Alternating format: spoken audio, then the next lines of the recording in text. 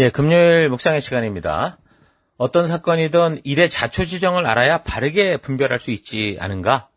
어떤 사건이든 일의 자초지종을 알아야 바르게 분별할 수 있지 않은가? 이런 제목으로 또 이번 주간 마지막 묵상 나누겠습니다. 어제 우리는 이 하나님의 말씀인 성경이 온 세대, 온 나라, 온 족속, 온 문화를 막론하고 하나님의 창조하신 이 세계 속에서 살아가는 모든 인류들의 삶의 절대 기준이 되어야 된다라는 걸 생각해 봤습니다. 요즘과 같은 절대 기준을 무시하는 이 포스트 모던의 세계는 계몽주의를 비롯한 하나님의 존재를 부정하는 인본주의의 근원적인 뿌리들에서 나타나는 점점 변질되는 모습이라고 그랬죠. 모든 것의 근본 뿌리는 바로 사사시대의 모습처럼 하나님의 존재를 부정하고 창조주 하나님을 무시하고 하나님의 말씀이 있음에도 불구하고 자기 생각대로 살아보겠다는 너무도 어리석은 장님이 장님을 인도하는 식의 파멸에 이르는 영적인 타락의 모습, 사탄이 원하는 모습인 겁니다. 그래서 우리는 무엇보다 하나님의 말씀이 모든 피조된 세계의 삶의 그 절대 기준이 되어야 되는 것을 이 성경과 역사를 통해 바르고 온전히 알아서 우리가 살아가는 삶의 곳곳에서 이 믿음으로 이 말씀의 가치를 따라 살아가고 또한 그 가치를 심어가는 우리의 사회와 우리의 국가와 우리의 모든 세계 속에 심어가는 그런 일들을 해가야 되는 겁니다. 성경의 모든 말씀은 사람을 창조하신 하나님께서 우리를 사랑하사 기록하신 말씀이죠. 그래서 비록 이해가 어려운 부분들이 있기는 해도 대부분 말씀을 읽으면 충분히 알 수 있도록 기록하셨습니다. 성경은 무슨 마술사들의 주문책도 아니고 뭐 철학가들의 철학책도 아니고 뭐 알 수 없는 예언들로 가득 차 있는 그런 책이 아닙니다. 우리의 이성을 창조하신 하나님께서 사람들이 읽으면 이해할 수 있도록 그렇게 기록하신 겁니다. 그렇지 않다면 이 성경이 무슨 소용이 있겠습니까? 다만 어떻게 읽느냐에 따라서 더 쉽기도 하고 약간 어렵기도 하겠지만 하나님의 기록인 성경은 이 안내자의, 그러니까 함께 가는 이들의 도움을 약간 받아서 여러 번 같이 읽어가고 함께 가면 거의 다 이해할 수 있는 말씀입니다. 근데 오늘날 우리는 왜 이렇게 계속 성경을 어렵다고 생각을 하는가? 그러니까 우리가 성경을 모르거나 어렵다고 생각하는 거는 결국 바르게 끝까지 읽지 않았기 때문인 거죠. 성경을 대할 때 아예 처음부터 어려운 책이다라고 오해를 해버렸고 특별한 사람만, 목사만 무슨 해석하는 책으로 그냥 생각을 해버렸고 질에 겁을 먹고 사고력이나 아예 이해력을 사용하지 않고 그냥 신비로운 무슨 영감과 하늘로부터 오는 모든 느낌을 기대하면서 그렇게 읽기 때문에 자꾸 이상한 해석을 하게 되고 뭐 이랬다 저랬다 막 정신이 없으니까 그냥 어려운 책이다. 그러니까 자기 스스로를 계속 속이면서 결국 결과는 성경을 덮어놓는 그런 일이 되고 말하는 겁니다. 그러니까 성경이 어렵고 계속 힘든 거죠. 또 하나 성경을 지레 짐작하고 읽지 않는 그런 것도 문제지만 또 하나는 뭡니까? 읽어도 이해가 되지 않을 때 억지로 자기 이성에 꿰어 맞춰버리는 그렇게 풀어가는 것도 이게 문제라는 겁니다. 베드로후서 3장 16절 또 그 모든 편지에도 이런 일에 관하여 말하였을 때 그중에 알기 어려운 것이 더러 있으니 무식한 자들과 굳세지 못한 자들이 다른 성경과 같이 그것도 억지로 풀다가 스스로 멸망에 이르느니라. 그러니까 성경은 읽되 처음부터 혼자 읽는 것보다 바르게 지도하는 사람과 처음 같이 동행하는 게 중요하죠. 그래서 이것을 통해서 우리가 온전히 우리가 막히는 것들을 또 풀어가고 함께 읽어갈 때 도움이 될 수 있다는 겁니다. 그래서 우리가 이번에 또 5차 성경 연대기적 성경 강해를 시작하면서 우리가 다시 서로의 그 인도를 따라서 함께 서로 도와가면서 성경의 역사의 처음부터 끝까지 우리가 좀 바르게 읽어가면서 하나님의 진실한 뜻과 의도가 무엇이었는지를 또 계속 만나는 그런 시간이 되기를 바랍니다. 이 성경은 한 번만 읽는 것으로 끝나는 게 아니라 여러 번 반복해야 되는 거죠. 저도 지금 5차로 이것을 하고 있지만 한 번 할 때마다 보지 못했던 것들이 보이고 뭐 잘못된 것들을 깨닫게 되고 하나님의 진정한 의도, 그 마음이 무엇이었구나라는 그런 마음들이 점점 더 깊어지는 것을 우리가 볼 수 있습니다. 그래서 성경을 우리가 자주 대하는 거 이거는요 중요한데 이거는 우리에게 좋으니까 하라 그 정도 차원이 아닙니다. 이건 성경의 권고, 목사의 권고가 아니라 하나님의 명령입니다. 신명기 17장 19절 평생에 자기 옆에 두고 읽어 그의 하나님 여호와 경외하기를 배우며 이 율법의 모든 말과 이 규례를 지켜 행할 것이라. 그리하면 그의 마음이 그의 형제 위에 교만하지 아니하고 이 명령에서 떠나 좌로나 우로나 치우치지 아니하리니 이스라엘 중에서 그와 그의 자손이 왕위에 있는 날이 장구하리라. 그러니까 성경은 곳곳에서 이렇게 하나님의 말씀을 가까이 두도록 하고 평생 동안 항상 읽고 묵상하고 나누며 또한 가르치라고 명하고 있습니다. 여기서 평생 자기 옆에 두고 읽으라고 하시는 것은 뭐겠습니까? 이 지금 신명기 여호수아 얘기니까 결국 레위기 아닙니까? 시내산 언약입니다. 시내산 언약으로 말씀해 주셨던 그 말씀들을 평생 묵상하고 읽으라고 말하는 거예요. 그러니까 성경의 핵심은 바로 하나님께서 평생을 들고 읽고 들어서 여호와 경외하기를 배우며 그 말씀들을 지켜 행하라고 하신 이 시내산 언약, 레위기의 말씀, 율법이 되는 겁니다. 이 외에 하나님께서 성경 어디에서 다른 명령을 하신 게 없어요.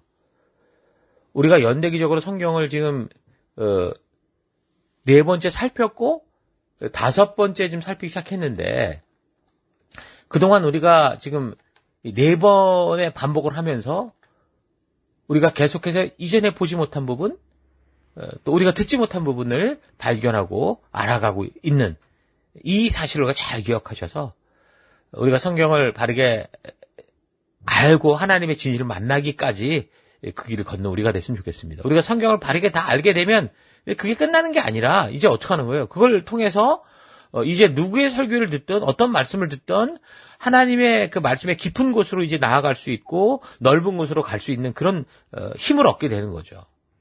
무궁무진한 하나님의 광대하심을 우리가 이게 자연을 보고 양심을 보고 설교를 듣고 뭐 성경을 읽고 이제 그 모든 것을 보더라도 그 깊고 넓은 하나님의 그 광대하심을 만나는 축복이 우리에게 넘치는 겁니다. 그래서 우리는 성경 전체를 바르게 알아가야 되고 또한 그 중에도 이 성경의 이 역사를 좌지우지하는 이 율법에 관련된 이것들을 제대로 알아야 됩니다.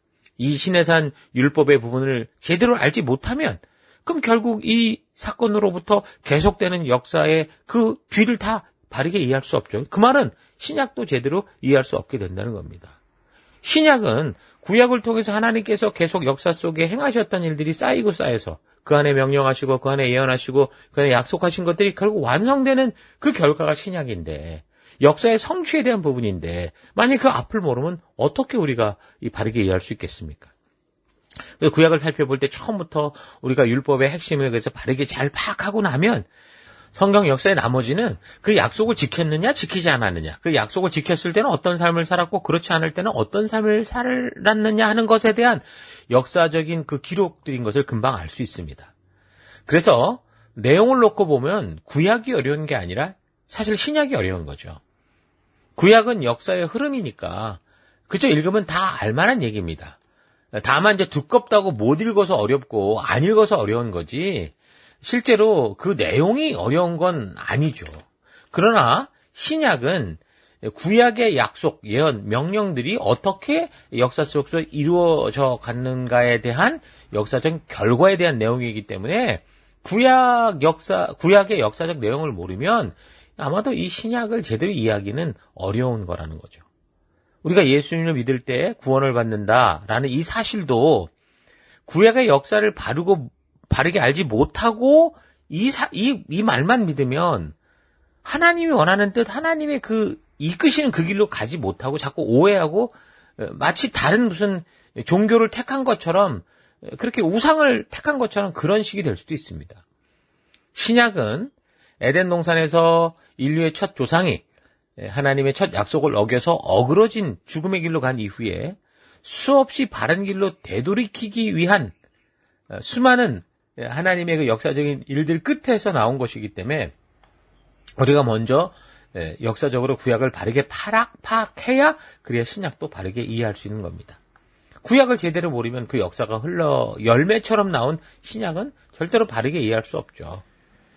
그런데도 어떤 사람들은 그냥 계시록에만 관심이 있다 그러면서 마치 종말의 예언자처럼 말세의 현상이 어떻고 사건에 이런 관심을 가지면서 괜히 주변을 불안하게 하기도 하고 어떤 사람은 또 성령 시대다라고 하면서 일은 바른 진리의 성령께서 행하시는 어떤 그런 바른 의도를 알기보다 바른 성령과의 동행이 아니라 마치 무슨 성령 그러면 무슨 이상한 체험이나 하고 이러는 것처럼 무슨 미신처럼 해가지고 좀 어떻게 무슨 체험을 통해 내가 좀 한번 알아보겠다 이런 식으로 신앙을 추구하는 경우도 있고요. 그러니까 아무리 교회를 다녀도 내가 도대체 구원받았는지 나는 이해가 안 가고 믿어지지 않는다. 그러니까 성령이 한번 나를 터치해주면 하다못해 방언이라도 뭐가 튀어나오면 혹시 내가 성령 받은 거 아니겠는가? 이런 식으로 생각을 하고 또 그렇게 하니까 사람들이 변하더라 이래가면서 사람들이 또 성령 운동해가면서 방언 빨리 해라 그러면서 주기도문을 빨리 읽어라 할렐루야를 빨리 해라 이런 식으로 이게 완전히 유치원생들에게 그 그림책 갖고 교육하는 그런 수준에 우리가 지금 머물러 있는 것을 참 우리가 부인할 수 없죠. 그래서 이런 유치원 수준의 신앙을 넘어가기 위해서 오늘 우리가 지금까지 살펴왔던 것을 정리해 볼 때 제일 중요한 것은 우리가 무릎을 꿇고 겸손히 하나님의 말씀을 처음부터 끝까지 겸허하고 겸손하게 읽고 들어봐야 된다는 겁니다. 진실하게 하나님을 사랑하는 성도라면 이 성경을 통해 하나님이 우리에게 말씀하시고 했던 그 의도를 온전하게 이해하기까지 하나님의 마음이 이런 마음이셨구나라고 우리가 그 하나님의 마음을 만나는 그 거듭남에 이르기까지 읽고 들어봐야 됩니다. 성경을 해석할 때 개혁주의에서의 핵심은 성경으로 성경을 해석한다라는 거거든요. 또한 더불어서 문법적으로 역사적으로 신학적으로 성경을 해석해야 된다라고 하는데 저는 이 중에서 가장 먼저 성도들에게 필요한 것은 역사적인 해석이라고 생각을 합니다. 역사적인 해석이라는 게 다른 게 아니라 성경을 처음부터 어떻게 지금 이런 일이 벌어졌는가 그 자초지정을 쭉 읽어가는 겁니다. 그래서 무슨 일의 자초지정을 알아야 뭔가를 얘기할 수 있는 거 아닙니까? 먼저 일의 자초지정을 통해서 그 사실을 바르게 알아야 그 다음에 문법적으로 따지든 옳고 그름을 따지든 신학적으로 따지든 할 수 있는 것이기 때문에 가장 먼저 성경의 처음부터 끝까지 연대기적인 순서를 따라서 그 내용을 살펴가는 역사적인 이 파악이 굉장히 중요하다고 봅니다. 특히 신학을 별도로 공부하지 않는 성도들의 입장이라면 더더욱 이 성경을 처음부터 끝까지 역사적으로 연대기적인 순서로 읽어서 성경의 이 내용 안에 우리가 더 디테일로 들어가기 전에 전체적으로 하나님의 뜻을 온전히 하나님의 의도를 크게 파악하는 게 중요합니다. 적어도 창조로부터 계시록까지 이어지는 이 이야기의 자초지정은 알아야 그 뒤에 설교를 듣든 묵상을 하든 신학적이고 철학적인 깊은 연구를 하든 그렇게 할 수 있는 거 아니겠습니까? 그러니까 성경을 처음부터 끝까지 역사적으로 읽어 나갈 때 비록 그 내용의 깊이를 아는 것에 있어서는 차이가 있을지 몰라도 무엇보다 먼저 성경 전체의 바른 내용을 온전히 알아야 우리가 거짓된 것에 휩쓸리지 않고 그거 아닌 것 같은데? 라는 그런 바른 감각을 가질 수 있고 그래야 또 우리 바른 믿음의 길로 우리가 더욱더 들어갈 수 있는 겁니다. 성경 전체의 역사를 알아가는 것이 이게 한 번 해서 어떻게 보면 안 될 수도 있겠죠. 그 2번, 3번 하는 거고. 그래서 그게 안 되면 4번, 5번, 이렇게 10번을 하더라도 이 성경 전체 이야기가 바르게 이해가 되고 하나님의 심정을 이해할 수 있게 되기까지 이 성경 전체 이야기를 반드시 바르게 알도록 들어봐야 됩니다. 그래서 이렇게 우리가 성경을 통해 하나님의 심정을 아는 걸 저는 거듭남이다라고 말합니다. 예수님의 자녀가 됐다면 이 성경 66권을 통해 통달을 해야 우리가 세상을 이기는 그런 그리스도인으로서 우리가 보내받은 곳에 살 수 있지 않습니까? 그곳에서 세상과 아부하지 않고 세상을 이길 수 있는 그런 힘을 가질 수 있지 않겠습니까? 지금 현재까지의 기독교인의 삶이라는 게 너무 세속적이고 세상 사람보다 더 세상 사람처럼 살아가는 경우가 얼마나 많이 있습니까? 그래서 우리를 뿌리 깊은 사람으로 만들어줄 수 있는 이 하나님의 말씀을 처음부터 끝까지 높은 산봉우리의 그 찬란한 그 역사들 뿐만이 아니라 깊은 계곡의 그 어두운 구석구석 하나 그 역사까지 빠짐없이 우리가 살펴서 하나님의 귀한 진심을 만나는 그런 여러분과 제가 되기를 바랍니다. 자, 오늘 하루 내가 그동안 성경을 읽고자 했으나 자꾸 실패하고 또 포기하고 뒤로 미뤘던 그 이유들을 잘 생각해보고 이번 기회를 통해서 다시 한번 성경의 처음부터 끝까지 바르고 온전하게 포기하지 않고 읽어갈 결단들을 하기 바랍니다. 하나님의 말씀은 모든 인류가 살아갈 절대 진리의 길이다라는 거 잊지 마시고 성경을 사모하며 즐거워하며 주야로 묵상해가는 우리가 되길 바랍니다. 우리가 믿는 개혁주의 신앙에서는 하나님의 마음속에 있는 하나님의 뜻이 이 성경에까지 도착했다라는 이것을 우리가 믿고 있습니다. 그래서 성경에까지 도달한 이 하나님의 마음을 사람들 가슴속에 옮겨 심는 거, 이것이 성도된 자들의 본분이고, 우리가 교회로 모이고 셀로 모이는 우리의 그 목적이고, 또 교사나 목사나 리더나 선교사들이 해야 될 일이라는 거죠. 지금도 미국이나 한국의 근본주의적 기독교가 그래도 명맥을 유지하고 있는 것은 이렇게 성경이 하나님의 말씀이라는 것을 절대적으로 믿고 절대 진리라는 확고한 신념 때문에 그나마 이렇게 신앙이 유지되고 있는 겁니다. 그래서 성도들의 마음속에 성경 66권을 셋업을 해야죠. 인스톨을 해야죠. 마치 컴퓨터에 아주 고사양 그 컴퓨터라고 하더라도 OS가 인스톨되어 있지 않으면 온전하게 작동될 수 없는 거잖아요. 그것처럼 우리도 바르게 이 하나님의 성도들 안에 하나님의 말씀이 인스톨되어 있어야 됩니다. 그래야 하나님과 교제가 되는, 하나님과 대화가 되는 그런 사람이 되는 거고, 사명, 그 다음에 우리가 주신 이 믿음의 이 부르심을 따라 살아갈 수 있는 거죠. 겨우 그저 예수 믿고 천당 간다, 그렇게만 해놓고 마는 게 아니라, 이 성경 66권을 제대로 우리 마음에 심어야 됩니다. 더하지 말고, 빼지 말고, 왜곡하지 말고, 그대로 심는 작업을 해 나가야죠.